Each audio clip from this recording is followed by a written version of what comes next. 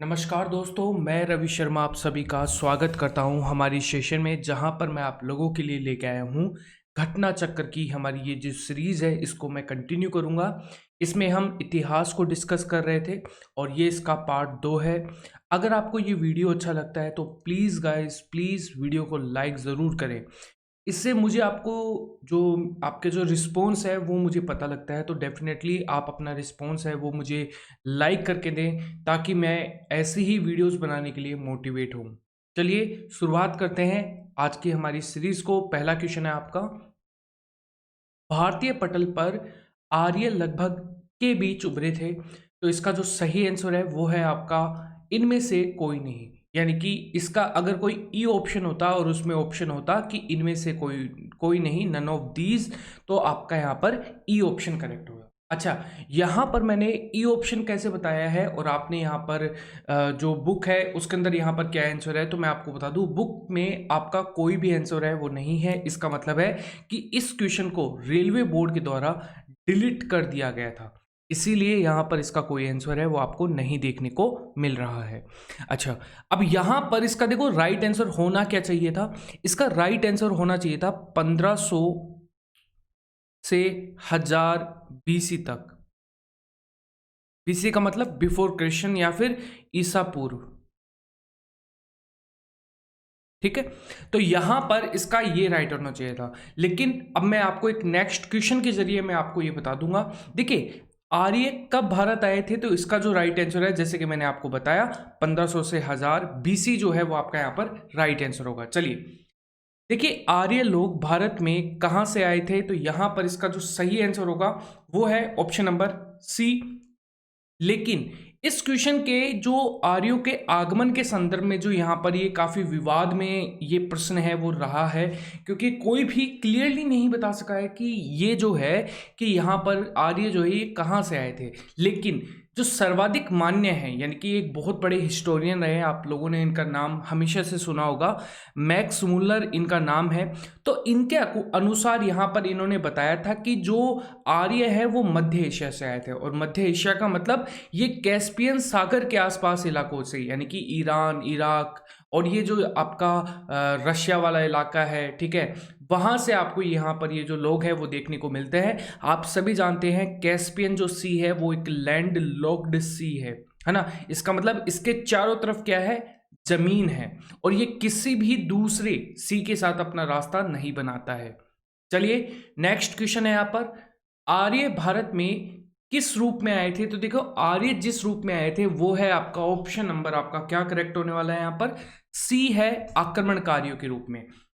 अच्छा, यहां पर अगर हम बात करें कि जो सिंधु घाटी सभ्यता है, जो सिंधु घाटी सभ्यता है यहाँ पर, इसके अंत होने का एक जो रीजन है वो ये बोला जाता है कि यहाँ पर जब आर्य भारत में आए तो इन्होंने यहाँ पर सिंधु घाटी सभ्यता के लोगों पर आक्रमण कर दिया और उनकी सभ्यताओं को नष्ट कर दिया ताकि वो यहाँ पर बच सके। तो इसका रीजन ये भी माना जाता है। लेकिन सिंधु घाटी सभ्यता के जो खत्म होने की जो यहाँ पर चीज़ें हैं उनके बारे में क्या बोला जाता है, बहुत सारी चीज़ें हैं, जैसे कि बाढ़ आना होता है। इसके अलावा वो नदियों के किनारे पर रहते थे, इसलिए बाढ़ और भूकंप की संभावनाएं हैं वो बनी रहती थी यहाँ। ठीक है, चलिए अगला क्वेश्चन है यहाँ पर, निम्नलिखित में से कौन सा वेद सबसे प्राचीन है, तो इसका जो सबसे राइट आंसर होगा वो है ऑप्शन नंबर डी, यहां पर करेक्ट होगा। अच्छा देखो, यहां पर अगर हम बात करें ना, इसका जो टाइम पीरियड है वो माना जाता है 1500 से 1000 ईसा पूर्व में। आप लोगों ने सभी ने एक बात सुन रखी है कि हम वैदिक काल को दो भागों में बांटते हैं, पहला है ऋग्व वैदिक काल और दूसरा है उत्तर वैदिक काल। उन दोनों का मतलब क्या होता है, ठीक है, ऋग्व वैदिक काल में ऋग्वेद की रचना हुई, इसी के लिए इसका नाम है वो ऋग्वेद काल पड़ गया। लेकिन उत्तर वैदिक काल के अंदर इन चारों का, यानी कि सामवेद, यजुर्वेद, अथर्ववेद और उपनिषद, इन तीनों की जो रचना है वो कहाँ कब हुई थी, यहाँ पर 1000 से 600 ईसा पूर्व के मध्य में। ठीक है, तो हम इस पीरियड को क्या बोलते हैं, यहाँ पर इस पीरियड को हम बोलते हैं यहाँ पर उत्तर वैदिक काल। ठीक है, यहाँ पर उत्तर वैदिक काल हम इसको बोलते हैं। देखो यहां पर ऋग्वेद को विश्व का सबसे प्राचीनतम ग्रंथ माना जाता है। इसकी रचना 1500 से 1000 ईसा पूर्व के मध्य के बीच में हुई थी यहाँ पर, और उत्तर वैदिक काल में सामवेद, यजुर्वेद, अथर्ववेद की रचना हुई थी। अगला क्वेश्चन है यहाँ पर, ऋग्वेदिक आर्य किस भाषा का प्रयोग करते थे? तो यहां पर जो सही आंसर है वो है आपका ऑप्शन नंबर ए करेक्ट होगा। संस्कृत भाषा का यहां पर उपयोग है वो यहां पर किया जाता था। यहां पर देखिए आर्य जो है वो ऋग्वेदिक आर्यों का जो प्रमुख भाषा थी वो यहां पर संस्कृत थी, क्योंकि जितने भी ग्रंथ रचे गए थे यहां पर वो किस भाषा में रचे गए थे? संस्कृत भाषा में। ठीक है, तो यहां पर ऑप्शन नंबर ए करेक्ट होगा। अगला क्वेश्चन है, ऋग्वेद में सबसे पवित्र नदी का जिक्र था। तो यहां पर जो सबसे पवित्र नदी मानी जाती थी वो यहां पर मानी जाती थी ए सरस्वती नदी। सरस्वती नदी का ऋग्वेद में काफी बार उल्लेख मिला है। इन्हें यहां पर सिंध माता भी कहा है, यानी कि नदियों की माता भी सरस्वती नदी को कहा गया है। यद्यपि आर्यों की सबसे जो प्रमुख नदी थी वो थी सिंधु। ठीक है, तो यहां पर ऑप्शन नंबर ए करेक्ट होता। अच्छा, यहां पर सिंधु नदी है, ये इतनी महत्वपूर्ण क्यों थी?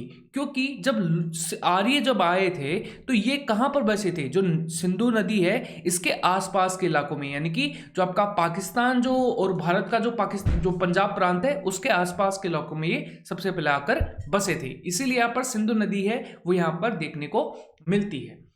देखिए, शास्त्रीय संगीत के सिद्धांत की विवेचना की गई है। तो ऑप्शन नंबर आपका यहां पर करेक्ट होगा। डी जो है सामवेद में यहां पर इसकी जो विवेचना है वो यहां पर की गई है। भारतीय शास्त्रीय संगीत के सिद्धांत की विवेचना सामवेद में की गई है। इसमें अधिकांश मंत्र ऋग्वेद से ही लिए गए हैं, लेकिन उसके उच्चारण का जो वर्णन है कि किस प्रकार से उनका उच्चारण किया जा सके उसका वर्णन आपको सामवेद में देखने को मिलेगा। ठीक है, चलिए नेक्स्ट क्वेश्चन है यहाँ पर, वैदिक युग के लोगों द्वारा सर्वप्रथम किस धातु का प्रयोग किया गया था? तो यहां पर जो सभी इसका जो राइट आंसर होगा वो है तांबा। ऑप्शन नंबर डी जो है वो आपका यहाँ पर करेक्ट होगा। आप सभी को पता है ताम्र पाषाण को, जो यहाँ पर ताम्र पाषाण युगीन जो सभ्यता थी वो सिंधु घाटी सभ्यता को कहा जाता है। ठीक है, तो ऑप्शन नंबर डी यहाँ पर आपका करेक्ट होगा वैदिक काल के रिगार्डिंग। देखो, वैदिक काल के आरंभिक भाग में सर्वप्रथम जो प्रयुक्त धातु थी वो थी तांबा, क्योंकि सिंधु घाटी सभ्यता के समय भी इसी धातु का मतलब तांबे का जिक्र है वो काफी बार मिलता है। उत्तर वैदिक काल में तांबे के अतिरिक्त चांदी, सोना, लोहा, देखिए लोहा जो है ये उत्तर वैदिक काल में खोजा गया है। इसका मतलब इसका जो टाइम पीरियड है वो यहां पर क्या होगा?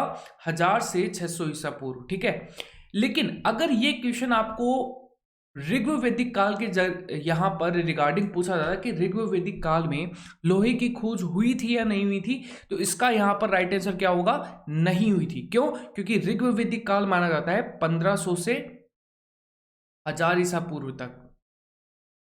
ठीक है, और उत्तर वैदिक काल माना जाता है यहां पर 1000 से 600 ईसा पूर्व तक। ठीक है, कई लोग इसे 500 ईसा पूर्व में मानते हैं, लेकिन आप दोनों ही मान सकते हैं। चलिए देखिए, यहां पर ब्राह्मणवाद, जिससे कि आज एक श्रेष्ठ वर्ग के रूप में समझा जाता है, की जड़ें थी, यानी कि ऐसा टाइम पीरियड बताइए जिसकी जड़ें ब्राह्मणवाद के जरिए सबसे घनिष्ठ यानी कि अंदर तक जहां पर जड़ी हुई थी, और लोग हैं वो ब्राह्मणों को एक टाइम पर बहुत ही ऊंचे लेवल का दर्जा दिया करते थे। तो यहां पर ऑप्शन नंबर करेक्ट होगा आपका डी करेक्ट है, ईसा युग की आरंभिक शताब्दियों में। अच्छा, ईसा युग की आरंभिक शताब्दियों का मतलब क्या होता है? यहां पर जब 200 बीसी यानी कि ईसा पूर्व से लेकर और 200 एडी यानी कि ईसा पूर्व के ईसा के बाद। ठीक है, अब देखिए मैंने यहां पर ये दोनों टाइम पीरियड क्यों बताए? क्योंकि देखिए यहां से पहले अगर हम बात करें ना, तो यहां से पहले बौद्ध और जैन धर्म के जो यहां पर बौद्ध और जो जैन धर्म है ये काफी प्रभावी हुआ करता था। क्योंकि जैसे कि आप सभी जानते हैं, जब तक मौर्य साम्राज्य यहां पर रहा था तब तक तो वो बौद्ध धर्म के बारे में ही प्रचार कर रहे थे। ठीक है, अब इसके बाद यहां पर क्या हुआ? जैसे कि बौद्ध धर्म और जैन धर्म का शुरुआत जो की गई थी ना, वो इसी बेसिस पे की गई थी कि यहां पर जो लोग हैं, ठीक है, वो ब्राह्मणवाद की तरफ इतने खींचे चले हुए आ रहे हैं और ब्राह्मण जो है वो इनको क्या कर रहे हैं? लूट रहे हैं। ठीक है, तो इनकी बेसिस पे यानी कि हम मूर्ति पूजा नहीं करेंगे, इस बेसिस पे यहां पर इनकी शुरुआत हुई थी कि हम मंदिर नहीं बनाएंगे, हम मूर्ति पूजा नहीं करेंगे, हम लोगों में भेदभाव नहीं करेंगे। लेकिन जैसे ही बौद्ध धर्म और जैन धर्म है, जब इन्होंने ये कुरीतियां स्टार्ट कर दी, यानी कि इन्होंने भी मंदिर बनाना स्टार्ट कर दिया, मूर्ति पूजा स्टार्ट कर दी, तो यहां पर लोगों ने इनसे जुड़ना बंद कर दिया था और वापस एक बार और प्रभावी हुआ था यहां पर ब्राह्मणवाद। क्लियर है यहां पर? चलिए नेक्स्ट क्वेश्चन है यहां पर, प्राचीन हिंदू विधि का लेखक किसको कहा जाता है? तो ये कहा जाता है ऑप्शन नंबर सी, क्योंकि इन्होंने रचना की थी यहां पर मनुस्मृति की। ऑप्शन नंबर सी जो है वो आपका यहां पर करेक्ट होगा। हिंदू विधि पर एक पुस्तक मिताक्षरा किसने लिखी? तो यहां पर ये लिखी है विज्ञानेश्वर ने। किसने लिखी है? विज्ञानेश्वर ने यहां पर लिखी है। तो ये चीज आपको यहां पर याद रखनी है। वैदिक युग में ऑप्शन नंबर आपका यहां पर डी करेक्ट होगा। अनुलोम विवाह जो है वो स्वीकृत किया जाता था। देखिए वैदिक युग की अगर हम बात करें तो 8 प्रकार के विवाह है वो उस वक्त होते थे। उनमें अनुलोम विवाह यानी कि एक बड़ा कुल का व्यक्ति, कोई भी मेल है वो बड़ा कुल का हो और महिला है वो छोटे कुल की हो, तो यहां पर वो इसे क्या कर सकता था, यहां पर वे इससे क्या कर सकता था, विवाह कर सकता था। ठीक है, तो यहां पर ये चीज आपको यहां पर याद रखनी है कि उस वक्त अनुलोम विवाह जो है वो यहां पर चलन में था। चलिए अगर हम यहां पर नेक्स्ट क्वेश्चन की बात करें, वह सही तिथि क्रम क्या है जिसमें निम्नलिखित ने भारत पर आक्रमण किया था? तो देखिए सबसे पहले यहां पर अगर हम बात करें तो इसका जो राइट आंसर होगा वो सबसे पहले क्या होगा, आर्यों ने किया था पहला। दूसरा यहां पर क्या था, यूनानियों ने। फिर आए थे यहां पर कुषाण और फिर आए थे हूण, लगभग 400 ईस्वी के अंदर, लगभग ईसा पूर्व के 150 120 150 ईसा पूर्व के मध्य में यहाँ पर काफ़ी मतलब इनका राज रहा था कुषाणों का, यानी कि ईस्वी के बाद ही, मतलब जो आपकी आरंभिक स्थिति है। आर्य आप सभी को पता है 1000 से 500 ईसा पूर्व, ठीक है, और सॉरी 1500 से 1000 यहाँ पर 600 ईसा पूर्व। और यूनानी जो है वो आए थे यहाँ पर मौर्य साम्राज्य के, यानी कि जब यहाँ पर नंद वंश का शासक था तब। ठीक है, तो यानी कि यहाँ पर टाइम पीरियड है वो आपको क्लियर कर देता हूँ। देखिए मैं, देखो यहाँ पर आर्यों का भारत पर आक्रमण माना जाता है 1500 से 1000 ईसा पूर्व तक। यूनानियों का आक्रमण माना जाता है, मैंने आपको बताया था 326 ईसा पूर्व से 325 ईसा पूर्व के मध्य में। कुषाण प्रथम जो सदी है यहाँ पर ईस्वी के अंदर, मैंने आपको ऑलरेडी बताया हुआ है। और हूणों का लगभग 460, ये भी मैंने आपको बताया हुआ है। ठीक है, तो यहाँ पर ये चीज आपको यहाँ पर याद रखनी है। चलिए अगला क्वेश्चन है यहाँ पर, देखो स्कंद पुराण में गढ़वाल को किस नाम से जाना जाता है? तो यहां पर ये जाना जाता है ऑप्शन नंबर आपका यहां पर क्या करेक्ट होगा, ए जो है यहां पर ये है केदारखंड। किस नाम से जाना जाता है? केदारखंड के नाम से यहां पर जाना जाता है। स्कंद पुराण में गढ़वाल को केदारखंड और कुमाऊं को मानस खंड कहा जाता है। समस्त प्राचीन साहित्य में गढ़वाल जो है ये कुमाऊं को सम्मिलित रूप से उत्तराखंड कहा जाता था। ये क्षेत्रों के नाम है। ठीक है, जो 16 महाजनपद है उनमें ये जो क्षेत्रों के जो नाम है वो आपको यहाँ पर देखने को मिलते हैं। अगला क्वेश्चन है यहाँ पर, शब्द निष्क का अर्थ वैदिक काल में आभूषण था जिसका अर्थ बाद में प्रयोग हुआ निम्न रूप है। तो यहां पर इसका जो सही आंसर है वो आपका करेक्ट होगा ऑप्शन नंबर डी जो है यहां पर वो करेक्ट होगा। यहां पर सिक्का जो है वो आपका यहां पर राइट आंसर है। अच्छा, निष्क शब्द का प्रयोग प्रारंभिक वैदिक काल में हार जैसे जो वर्ण यहाँ पर आभूषण है उनके बारे में बोला जाता था। बाद में इनको यहाँ पर सिक्कों की संज्ञा है वो यहाँ पर दी गई है। क्लियर है? चलिए अगला क्वेश्चन है आपका, ऋग्वेद में वर्णित देवताओं में सबसे प्रमुख देवता कौन थे यहाँ पर? तो ये थे ऑप्शन नंबर ए। आप सभी जानते हैं, आप लोगों ने महाभारत देखी है, आप लोगों ने रामायण देखी है, तो इंद्र को बहुत बड़ा दर्जा है वो दिया गया था। तो यहाँ पर ऑप्शन नंबर ए है वो आपका करेक्ट होगा। यहाँ पर देखो किस देवता के लिए यहाँ पर एक क्वेश्चन और आया हुआ है, ये एग्जाम में आपके पूछा गया था कि पुरंदर शब्द का प्रयोग किया गया है। पुरंदर शब्द का प्रयोग भी यहाँ पर किसके लिए? इंद्र के लिए ही किया गया है। ठीक है, विश्व का स्वामी कहा गया है इंद्र को ऋग्वेद के अंदर। ठीक है, ऋग्वेद के करीब 250 सूक्तों में इंद्र का वर्णन है वो यहाँ पर मिलता है। अगला क्वेश्चन है यहाँ पर, वैदिक देवता इंद्र ईश्वर थे यहां पर, तो ऑप्शन नंबर करेक्ट होगा वर्षा और वज्र के देवता, क्योंकि उनके पास वज्र हथियार हुआ करता था और वर्षा जो है वो यहां पर वर्षा के देवता है वो माने जाते थे। अगर हम यहां पर बात करें ऋग्वेद के प्रमुख देवत्व कौन है यहां पर, तो ऑप्शन नंबर आपका यहां पर करेक्ट होगा अग्नि जो है, क्योंकि यहां पर अग्नि है वो यहां पर सर्वव्यापी है, यानी कि अग्नि के अंदर सब कुछ मिलकर नष्ट हो जाता है। ऋग्वेद का प्रमुख देवता अग्नि है, जिसके लिए 200 से जो 200 श्लोक हैं वो यहां पर दिए गए हैं, क्योंकि अग्नि पवित्र मानी जाती है। ठीक है, अग्नि को हम पवित्र का दर्जा देते हैं कि अग्नि से ज्यादा कोई भी चीज पवित्र नहीं है। हालांकि सर्वाधिक प्रमुख देवता है वो इंद्र हुआ करता था। कुल 250 श्लोक है वो उनको लिए उपयुक्त किए गए हैं, मतलब उनका जिक्र है वो 250 श्लोकों में किया गया है। तो ये चीज भी आपको यहां पर राइट आंसर होगा। देखिए भारत के प्रतीक, अच्छा आपको मैंने इनके बारे में एक डिफरेंस बता दिया ना कि यहां पर जो अग्नि देवता है ना ये यहां पर क्या है, पवित्र माना जाता था, इसीलिए यहां पर इसका आंसर भी होगा। चलिए, भारत के प्रतीक चिन्ह के आधार पट्टी पर अंकित शब्द सत्यमेव जयते किससे लिया गया है, तो यहां पर ऑप्शन नंबर आपका क्या होगा, यहां पर ऑप्शन नंबर क्या होगा, यहां पर बी जो है यहां पर, सॉरी डी होगा यहां पर, मूढ़कोपनिषद जो है वो आपका यहां पर करेक्ट होगा। मूढ़कोपनिषद से आपका यहाँ पर जो ये जो वर्ड है यहाँ पर सत्यमेव जयते, यानी कि सत्य की ही विजय होती है, ये यहाँ पर आपका लिया गया है। अगला क्वेश्चन है, देखिए यहाँ पर पुराणों की कुल संख्या कितनी है, तो यहाँ पर ऑप्शन नंबर डी करेक्ट है यहाँ पर। ठीक है, तो यहाँ पर कितनी है, टोटल 18 है यहाँ पर, और यहाँ पर ये आपको 18 के 18 जो नाम है वो मैंने आपको दिए हुए हैं। आपको ये एग्जाम में नहीं पूछे जाते हैं तो इनका जिक्र भी मैं यहां पर नहीं करूंगा। ठीक है, चलिए अगर हम यहां पर बात करें गायत्री मंत्र सर्वप्रथम उल्लेख कहां मिलता है, तो इसका उल्लेख है वो ऑप्शन नंबर ए में आपको देखने को मिलेगा, यानी कि ऋग्वेद में आपको देखने को मिलेगा। तो ये काफी बार पूछा जाता है। अच्छा, गायत्री मंत्र है ये यहाँ पर तृतीय मंडल में, ऋग्वेद के तृतीय मंडल में आपको देखने को मिलता है और ये सूर्य देवता को समर्पित है। अगला क्वेश्चन है, वैदिक धर्म का मुख्य लक्षण इसमें से कौन सी उपासना थी, तो यहां पर ऑप्शन नंबर करेक्ट होगा प्रकृति।